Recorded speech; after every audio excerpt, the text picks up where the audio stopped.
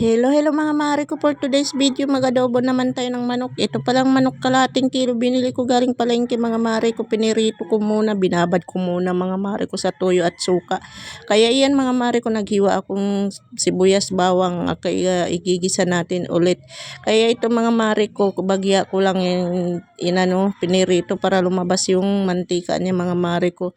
Kahit hindi ka na maglalangis niyan mga mare ko, maglagay ng mantika, basta iprito mo muna. Basta yun na yung mga mare ko, nagkabulol-bulol naman ako. Ayan, ginisa ko na yung bawang sibuyas mga mare ko. Hindi ko na inugasan ng kawali kasi may mantika na yan para hindi matanggal yung lasa mga mare ko. Kaya yan, pinagbabaran ko ng manok kanina, nilagay ko na para may konting sabaw. Kaya maya-maya mga mare ko, lagyan natin yan ng tubig para hindi naman maalat. Siyak, matutumba naman yung isang kaldero nito mga mare ko. Ayan po mga mare ko, ang adobo natin ngayon. Ulam naman, manok. Bye-bye.